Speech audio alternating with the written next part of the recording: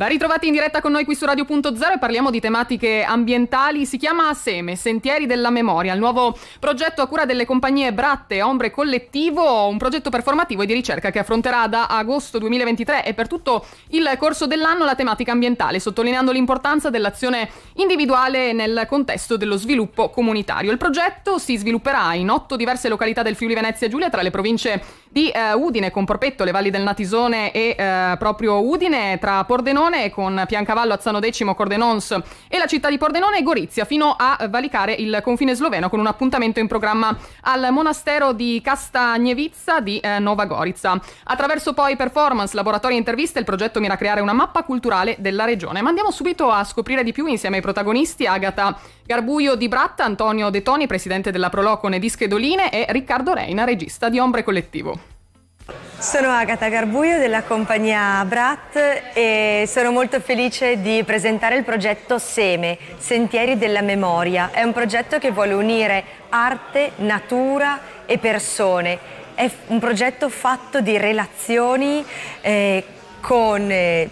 enti teatrali, enti che si occupano di ambiente, di natura, e enti e persone che si occupano di persone, soprattutto di anziani. Quello che noi abbiamo fatto e che continueremo a fare è raccogliere una memoria delle persone anziane della regione Friuli Venezia Giulia, soprattutto per quanto riguarda l'infanzia, le infanzie passate, i giochi di una volta, per poi trasmettere questi saperi che sono fatti di giochi alle nuove generazioni, per aprire a nuove possibilità, insieme anche alla rielaborazione di questi materiali umani, insieme alla natura che ci circonda e a delle suggestioni anche letterarie come L'uomo che piantava gli alberi di Jean Genot.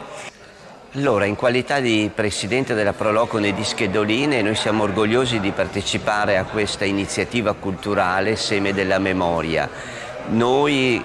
e il nostro territorio con la memoria ormai fa i conti da decenni, da quando c'è stato lo spopolamento, e quindi questa memoria di ricerca nei nostri anziani, nei giochi per i bambini, nel nostro modo di stare insieme, credo che questo progetto rappresenti veramente un'occasione e un'opportunità per far capire agli altri il nostro patrimonio culturale, linguistico, delle tradizioni.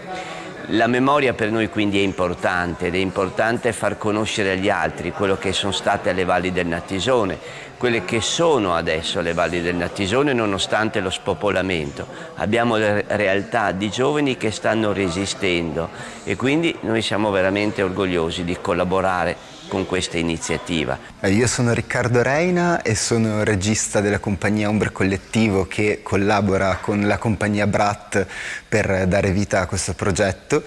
e voglio solo ricordarvi dove trovare tutte le